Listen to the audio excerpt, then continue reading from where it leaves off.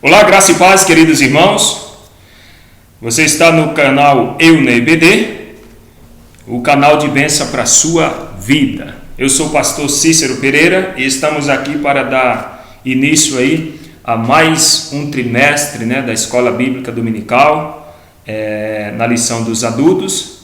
Já estamos iniciando aí o primeiro trimestre de 2019. Deus abençoe a vida dos irmãos. Que a graça e a paz do Senhor Jesus esteja com todos aí, tá certo? Obrigado por você ter me acompanhado o ano de 2018 e espero que você também me acompanhe ou que nós estejamos juntos, este ano aí de 2019. Desde já, quero pedir desculpas porque eu não consegui fazer a lição de número 12 e a lição de número 13. Final de 2018, mês de dezembro, do decorrente ano passado foi muito corrido para mim. Eu não consegui aí fazer para os irmãos os slides da lição 12 e da lição 13 do trimestre passado. Então, me desculpem, fiz o possível e tentei de todas as formas, mas não foi possível fazer as lições, tá certo, meus amados? Me perdoem aí, tá certo? Eu me preocupo muito em deixar aí as lições aí para os amados disponíveis aí, tá certo? Então, a todos os professores, superintendentes da Escola Bíblica Dominicais aí espalhada pelo Brasil e também fora do nosso Brasil, Estados Unidos e Alemanha, aquele abraço, que Deus abençoe. Mas nós já estamos aí iniciando aí o primeiro trimestre de 2019 para a glória de Deus. Já estamos na lição de número 1, iniciando aí hoje, que traz por tema batalha espiritual. A realidade não pode ser subestimada. Se você está vendo esse vídeo pela primeira vez e ainda não conhece o meu trabalho, peço que assista esse vídeo até o final para você ver como que funciona esse meu trabalho. É um trabalho feito para a Escola Bíblica Dominical, onde eu uso as revistas da CPAD, as lições bíblicas aí da CPAD, e você pode estar usando na sua igreja. Ela é resumida, eu não entro em questões mais aprofundadas, não é isso aqui o foco. O foco é disponibilizar os slides para você dar a sua aula na sua igreja. Então é resumido, eu pego as lições da revistinha da CPAD e resumo, coloco em PowerPoint e disponibilizo gratuitamente para você, tá certo? E aí você vai dar a sua aula. Ele é editado, você pode editar da forma que você achar melhor, tá certo? Deixando aí com a sua cara. E se não é inscrito no canal, se inscreva. E você que já é inscrito, não se esqueça de deixar aquele like, aquele joinha, aquele gostei, tá certo? E se você não assinou, não ativou o sininho de notificação, peço que assine, que ative o sininho de notificação para toda vez que eu postar um vídeo no YouTube, o próprio YouTube avisa para você aí, tá certo? Vamos então para a lição de hoje. O texto aula se encontra no livro de Mateus, capítulo 26, versículo 41, que diz assim: Vigiai e orai para que não entreis em tentação. Na verdade, o espírito está pronto, mas a carne é fraca. Verdade prática diz que batalha espiritual é uma realidade bíblica que consiste na luta contínua da igreja contra o reino das trevas.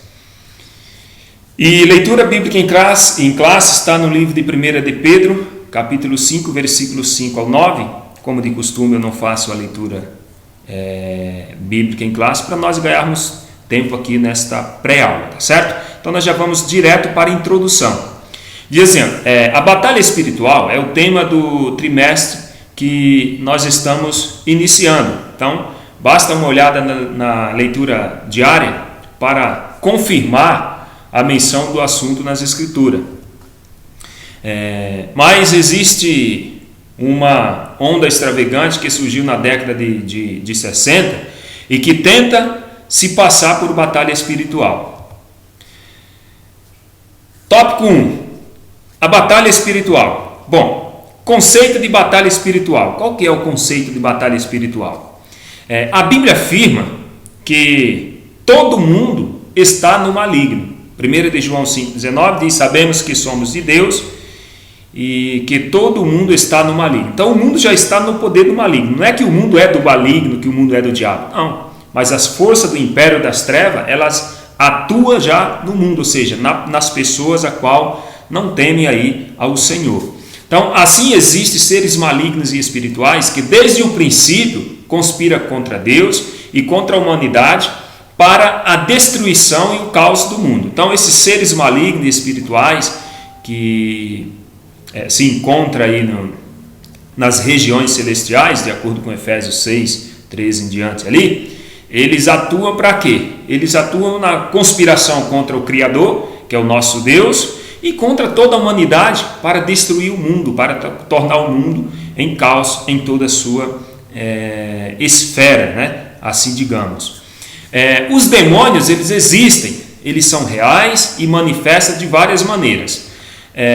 Em princípio, ele manifesta nas pessoas. Isso é comum a gente ver em alguns lugares, algumas religiões, manifestações de demônio, até mesmo na igreja nós vemos isso aí, pessoas endemoniadas, tá certo? Então eles atuam de várias maneiras e em princípio nas pessoas, usando as pessoas como instrumento para fazer as suas vontades. E tais espíritos, eles precisam ser expulsos. Os cristãos se opõem a essas forças malignas pela pregação do Evangelho e a oração e o poder da palavra de Deus. Então, para que nós combatermos as potestades, os demônios, as forças do mal, é pela pregação da palavra, né? E oração e jejum, porque Jesus disse que tem castas de demônios que só saem com a força da oração e o jejum. Então, os demônios, eles existem, são reais. Jesus atestou isso, tá certo?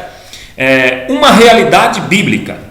Bom, o tema principal da primeira epístola do apóstolo Pedro é o sofrimento do crente por causa do nome de Jesus.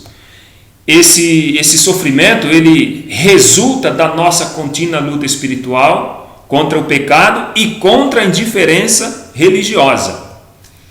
Mas, ao encerrar a sua epístola, o apóstolo, ele esclarece que tudo isso é parte de quem? Parte de Satanás e de seus agentes. Olha só, sede sóbrio, vigiai, porque o diabo, vosso adversário, ele está em derredor bramando como leão buscando a quem possa tragar. Não é assim? Então, o diabo, ele está, né, ou seja, a serpente, o tentador, né, ele está ao nosso derredor. O adversário, o acusador, ele está ao nosso derredor buscando alguém que dê uma brecha para que ele possa tragar, não é verdade? Sabemos quem é de Deus, o maligno não toca, claro, mas se der brecha, se afastar dos caminhos do Senhor, ele toca sim.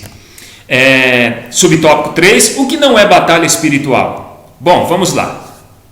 Vemos aqui o que não é batalha espiritual. O que geralmente se chama de batalha espiritual, entre aspas, por alguns, é de modelo não bíblico e nociva à fé cristã. Veja só, os mesmos, ou os mentores, melhor, né, os mentores dessa doutrina, eles pinçam a Bíblia aqui e ali e adaptam as passagens selecionadas para ajustá-las às suas próprias experiências. Então, esses mentores aí entre aspas, batalha espiritual, eles querem adaptar alguns versículos bíblicos de acordo com as suas doutrinas. E isso não funciona. A Bíblia, ela é a palavra de Deus. E não devemos ajustar a Bíblia ao nosso conceito, à nossa vida. A nossa vida que tem que se ajustar à palavra de Deus. Os nossos atos, os nossos feitos, né? A nossa vida é que está, ou que deve estar de acordo com a palavra de Deus. É que deve ser moldado, ajustado à palavra de Deus. E não a palavra de Deus ser ajustada ao nosso estilo de vida. Trata-se de uma cosmovisão abrangente de culturas antigas como a da Mesopotâmia e do Egito, ou seja, influenciada pela magia e pelo ocultismo.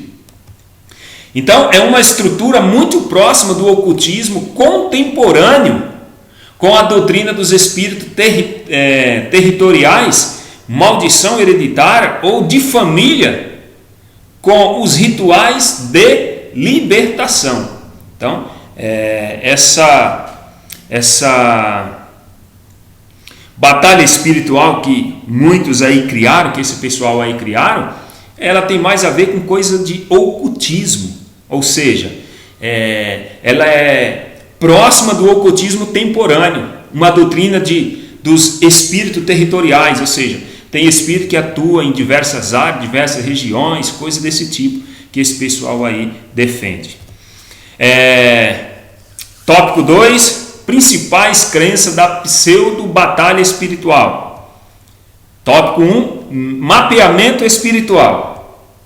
A doutrina consiste na crença de que Satanás designou seus correligionários para cada país, região ou cidade. Então, o evangelho só pode prosperar nesses lugares que foram aí, vamos chamar assim, de selecionado, de escolhido pelo diabo e seus adeptos.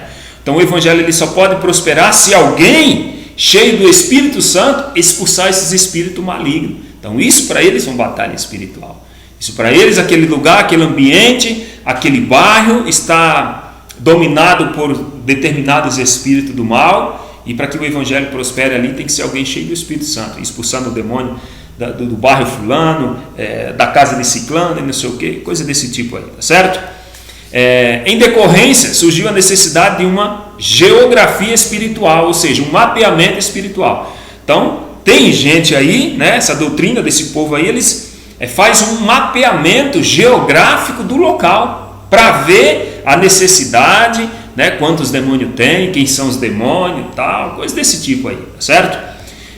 Os espíritos territoriais são identificados por nomes que eles mesmos teriam revelado, com as respectivas regiões que eles supostamente comandam. Então, vou colocar aqui o meu bairro, Cidade Júlia. Então, tem um demônio aqui chamado Capela Grande. Então, esse é o chefe daqui. Então, esse Capela Grande que domina, que comanda toda essa região. Então, alguém cheio do Espírito Santo vai vir aqui em Cidade Júlia, vai fazer um mapeamento, vai saber quais os demônios que tem aqui, e quando chegar em determinado ocasião, né, eles vão descobrir que tem esses demônios, e o próprio demônio ali vai falar, claro, manifestado em uma pessoa, o nome dele, né, que é o chefe da região, é ele que comanda. Isso é uma babaquice de tamanho que eu nem sei dizer, né? Bom, essas pessoas acreditam que tudo isso se baseia na Bíblia, de acordo com Daniel 10, 13, 20 e Marcos 5, versículo 10. Nós vamos ver isso aí um pouquinho à frente, tá certo? Então, a maldição hereditária, subtópico 2. Olha só, a maldição hereditária ela é uma doutrina que resume nisso aqui, ó. Se uma pessoa tem problemas com adultério, com a pornografia, com o divórcio, o alcoolismo ou tendência suicida, é porque no passado dessa pessoa, alguém lá de sua família, não importa se é avós, bisavós, tataravós, não importa quem seja, esse pessoal lá que a gente nem sabe quem são, teve esse problema. Então vai fazer uma checagem, né, um check-up, uma busca espiritual, uma busca genealógica para saber lá do passado, bisavó, tataravó, não sei o que, qual o grau de parentesco lá atrás. Alguém que teve problema com adultério, alguém que teve problema com pornografia, com divórcio. Então, por isso que está acontecendo hoje. Isso é bem próximo da doutrina do espiritismo, né? Se não me falha assim a memória, parece que tem a ver, porque o espiritismo é isso. A pessoa morreu e o espírito está agora encarnado numa pessoa. Então, ela está pagando por que ela fez lá no passado. Estranho esse negócio aí. Bom, desse modo, a pessoa afetada pela maldição hereditária, ela deve. O que é que ela deve fazer? Bom, em primeiro lugar, descobrir em que geração seus ancestrais deram lugar ao diabo. Olha que negócio complicado. Você vai ter que descobrir, essa pessoa vai ter que descobrir qual foi a geração que os seus ancestrais aí tiveram problema aí com o diabo, deram lugar ao diabo, né? Que é para ser quebrada essa maldição aí. Então, uma vez descoberta tal geração, pede-se perdão por ela. Olha só, aqui já entra a doutrina do purgatório. pedir perdão pelos mortos? Não existe isso. E dessa forma a maldição da família será desfeita. Você vai ter que procurar muito aí na sua árvore genealógica para encontrar aí quem foi que deu lugar ao diabo aí há 200 anos atrás. Então é uma espécie de perdão procuração, muito parecido com o batismo pelos mortos praticado pelos mormons. Então tem a ver também aí com o batismo dos mortos. A pessoa vai ter que descobrir quem era, para pedir perdão, para não sei o que. Resumindo, isso é coisa do diabo. Os que defendem essa doutrina pinçam as escrituras e em busca de sustentação bíblica. Aí eles usam a passagem de Êxodo 20, Deuteronômio 9 e Isaías 8.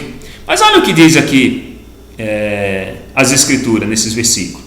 Êxodo 25: não te curvarás a elas, nem as servirás, porque eu, Senhor, teu Deus, sou Deus zeloso, que visito a iniquidade dos pais aos filhos, até a terceira e a quarta geração daqueles que me odeiam. E Deuteronômio 5,9 diz: não te curvarás a elas, nem as servirás, porque eu, Senhor, teu Deus, sou zeloso, que visito a iniquidade dos pais aos filhos, até a terceira e a quarta geração que me odeiam. E Isaías 8,19 diz: quando, pois, vos disserem, consultai os que têm espírito familiares e adivinhos, que chilreiam e murmuram, porventura não consultará o povo seu Deus a favor dos vivos, consultar-se-á os mortos? Bom, crentes endemoniados, subtópico 3. Esses pregadores ensinam que o homem é um espírito que tem alma e habita no corpo. Partindo desse falso conceito teológico, afirma que o Espírito Santo habita no espírito humano num processo de salvação, e que os espíritos imundos estão ligados à alma e ao corpo do cristão. Os promotores dessa doutrina costumam apelar para o estado psicológico de Saul depois que ele se afastou de Deus. Então eles usam como base para dizer que o crente ele pode ser endemoniado, ficar endemoniado. Eles usam como base Saul, mas só que nós devemos salientar o seguinte, que quando o espírito da parte de Deus, o espírito mau, se apossava de Saul, Saul já estava desviado, não era mais crente. Também eles usam a passagem de Judas Iscariote e também a de Ananias e Zafiras, que é o que nós vamos analisar um pouco à frente, tá certo? Então, para eles basear que o crente pode ficar endemoniado, eles usam, com mais destaque, essas três passagens aí, de Saul, de Judas Iscariote e do casal Ananias e Zafira. Então, vamos para a Bíblia, vamos ver se realmente isso aí tem a ver, se realmente existe esse negócio de batalha espiritual, que crente fica endemoniado e coisas desse tipo. Vamos ver. Bom, sobre o mapeamento espiritual. Então, lá nós só falamos do mapeamento espiritual, então vamos ver o que a Bíblia diz sobre o mapeamento espiritual. Isso existe? Realmente existe demônios em determinadas regiões? Chefes de bocada, de bocada de demônios? Vamos ver. Bom, as duas passagens de Daniel falam sobre, primeiro, que é os que eles usam, mas fala do príncipe do reino da Pérsia. Daniel 10,13 que ele cita. E o príncipe da Grécia. Então, já fala aqui dessas duas passagens, que Daniel está falando ali de reino, do príncipe do reino da Pérsia e do príncipe do reino da Grécia. Vamos lá. São citações fora de contexto, pois se trata de guerra angelical e não há indício de presença humana. Não está falando aqui de regiões humana, de pessoas humanas, de guerras humanas, não, está falando de potestade, de guerra angelical, é isso que está falando. E o gadareno, ele rogava muito que os não enviasse para fora daquela província, ou seja, porque Jesus havia mandado os tais espíritos para o abismo. Então, por que é que o espírito não queria sair daquele homem? Por quê? Porque Jesus ia mandar eles para o abismo. Então, por isso que ele rogava, então não me manda para os porcos aí, mas não, eles não queriam ir para o abismo. Então, fala do abismo. Não fala porque eles estavam naquela região, porque eram demônios daquela região específica de Gádara. Nada disso, tem nada a ver isso aí. E rogaram-lhe que não os mandasse para o abismo. Ou seja, essa é a razão de pedir para ficar na região. Não se refere, portanto, aos espíritos territoriais. Então, esses demônios não estavam se referindo a demônios territoriais. Não me manda então para outro território, porque senão vão me expulsarem de lá. Não. Jesus estava mandando era para o abismo. Eles não queriam ir lá para o abismo. Então, era uma legião de demônio que estava naquele homem, naquela determinada região que aquele homem habitava. Então, ele habitava em Gádara. Então, aqueles demônios não queriam sair daquele homem para ir para o abismo. Os demônios imploraram para que Jesus mandasse ele para os porcos. E assim foi o que Jesus fez, não é verdade? Bom, e sobre a maldição hereditária, será que realmente existe mesmo maldição hereditária? Eu tenho que buscar lá atrás, 100 anos atrás, para saber qual foi a brecha que meu ancestral cometeu, para que eu tenha que pedir perdão por ele e quebrar essa maldição, mesmo depois que eu aceitei Jesus como meu Salvador? Vamos ver então. Bom, no segundo mandamento do Decálogo, ou seja, os 10 mandamentos, Deus afirma visitar a maldade dos pais nos filhos, até a 3ª e 4ª geração, daqueles que me aborrecem. Olha só, essas palavras não podem ser aplicadas à doutrina da maldição hereditária? Não pode. Por quê? Bom, porque quando alguém se converte a Cristo, ela deixa de aborrecer a Deus. Logo, essa pessoa, ela deixou de aborrecer Deus. Então agora o que acontece? Essa passagem bíblica não pode ser aplicada aos crentes. Por quê? Porque se a pessoa deixou de aborrecer a Deus, ela se torna uma nova criatura. Pois ele se torna uma nova criatura de acordo com o que o Paulo escreveu aos 2 Coríntios 5,17. As coisas velhas já passaram, eis que tudo se fez novo. Então, aceitou a Jesus, você não precisa ir lá atrás da sua árvore genealógica, do seu ancestral, para pedir perdão para ele. Não. Ou pedir perdão por ele, para que o mal seja desfeito. Aceitou Cristo, não tem mais condenação, porque agora a pessoa é uma nova criatura. E sobre a possibilidade de um crente ou de um cristão ser possesso, será que existe? Tem como um cristão que é cheio do Espírito Santo de Deus e ao mesmo tempo ser cheio de demônios? Bom, é o que vamos ver.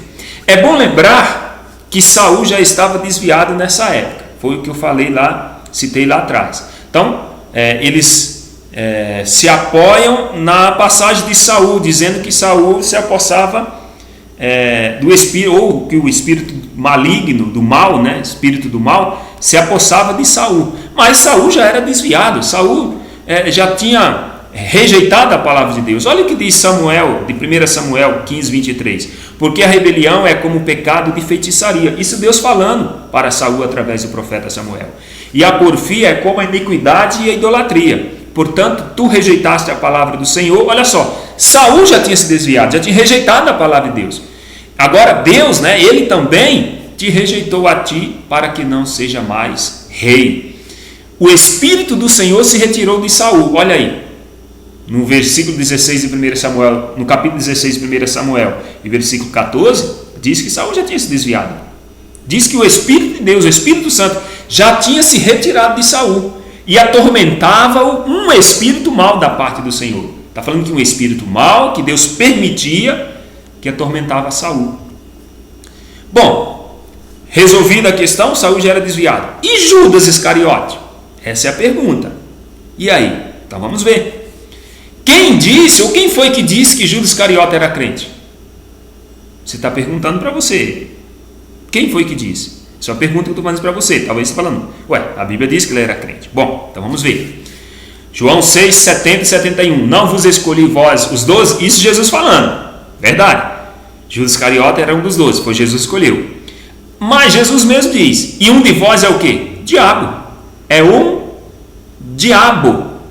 E isso dizia ele de Judas Iscariote. Então, dos 12, 11 era crente, 11 era de Deus e um era do diabo, mesmo porque o que faz a pessoa ser crente não é porque ela foi chamada, não, é se ela foi transformada, se ela permitiu ser transformado pelo Espírito Santo.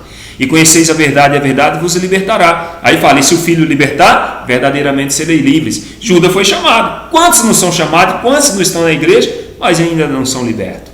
Não são crentes, são simpatizantes, estão na igreja, né? Mas não são crentes. Esse o diabo se aposta, os demônios se apostam sim. Então Judas não era crente. Mas ele era um dos 12 apóstolos. Mas não era cristão. Mostra aí que ele era crente, que ele fazia a vontade de Cristo. Os outros sim faziam, ele não. Jesus mesmo disse, ele era, né, o diabo em pessoa, ele era instrumento do diabo. Judas Iscariote deixou o diabo entrar no coração dele. Então Judas não era crente, era simplesmente ali, ele andava com Jesus, assim como tem muitos que andam com Jesus, mas não é cristão, tá certo? Assim como muitos são filhos, mas não consideram os pais como tais, não é verdade? E o episódio de Ananias e Zafira? Tem mais um episódio que o pessoal que defende a doutrina de que crente fica endemoniado.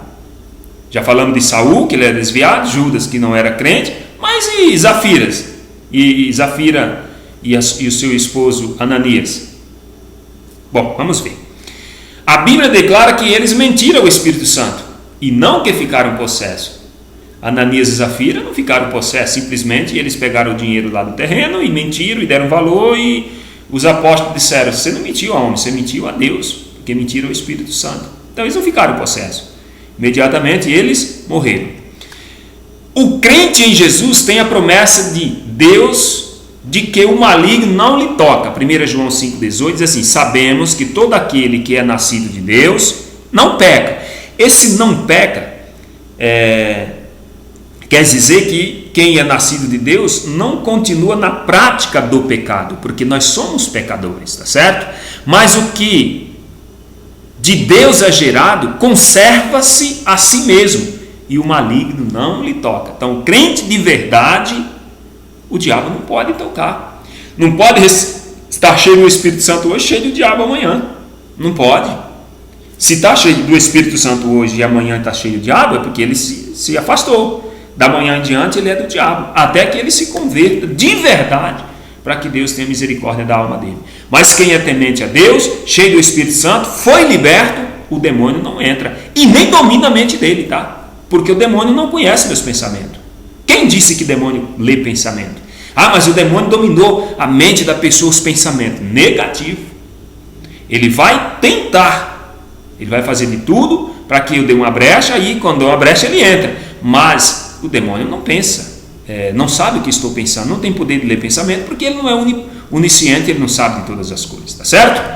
Bom, subtópico 4, o homem segundo a Bíblia. Vamos ver como que é o homem, porque disse lá, nós vimos lá que o homem é espírito. Bom, Jesus disse que um espírito não tem carne nem osso, foi o que ele disse para Tomé, Lucas 24, 39. Vede as minhas mãos e os meus pés, disse Jesus, que sou eu mesmo, apalpai-me e vede, pois um espírito não tem carne nem osso, como vede que eu tenho. Então, caiu por terra, o homem não é espírito, porque o homem tem carne e osso, não pode ser espírito, tá certo? Se o espírito não tem carne nem ossos, logo se conclui que não é verdade que o homem seja um espírito. Olha só, a Bíblia declara que Deus formou o homem do pó da terra e soprou em suas narinas o fôlego de vida, e o homem foi feito alma vivente. Então, quem diz que o homem é do pó da terra, é matéria física? É Deus. É a Bíblia Sagrada que diz que Deus fez o homem do pó e da terra e soprou-lhe em suas narinas o fôlego de vida. Não está falando que o homem é espírito e que habita num corpo de carne. Pelo contrário, é um corpo de carne que habita nele o espírito de vida, né, o fôlego de vida, e a alma do homem ali, que Deus soprou o espírito de vida nele e ele se tornou uma alma vivente. Agora, dizer que o homem é espírito aí é forçar muito a interpretação da Bíblia, né? É uma exegese que não encaixa, né? Porque o homem foi feito do pó da terra. Bom, isso mostra que o ser humano é uma combinação do pó da terra e do sopro de Deus. O homem é isso aí, essas duas misturas, de sopro de Deus, né, sopro divino, com o pó da terra. O Senhor Jesus mesmo, ele era o verbo. A Bíblia diz que Jesus se fez homem. Por quê? Porque ele era o verbo. João 1,14 diz: e o Verbo se fez carne e habitou entre nós, e vimos a sua glória como a glória do unigênito do Pai, cheio de graça e de verdade. Então cai por terra essa doutrina aí, essa tese de que o homem é espírito. Bom, meus amados, nós já chegamos aqui na conclusão, que diz: há necessidade de equilíbrio para que os exageros dessas aberrações doutrinárias não se levem ou não levem o crente ao ceticismo, porque a batalha espiritual existe e ninguém deve subestimá-la. Claro que a batalha espiritual existe, mas os fatos são registrados na Bíblia e nenhum cristão ousa negar essa realidade. Está na Bíblia.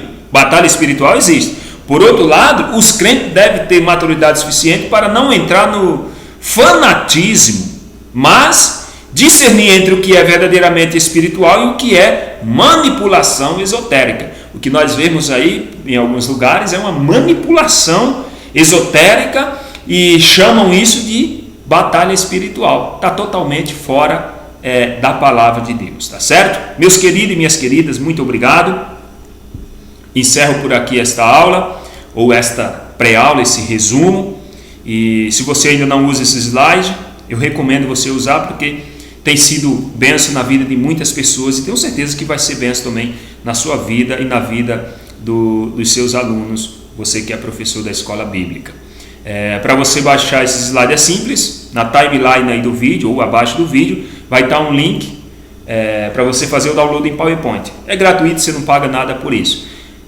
Nós já vamos entrar aí para 2014, vamos aí já para 4 anos, acho que foi 2017, então já vamos para 4 anos aí esse trabalho aí no YouTube. Muito obrigado, que Deus abençoe a vida de vocês, muito obrigado, e sou grato a vocês, amigos e amigas, por me acompanhar aí, por ter nos ajudado aí por todo esse tempo. Muito obrigado.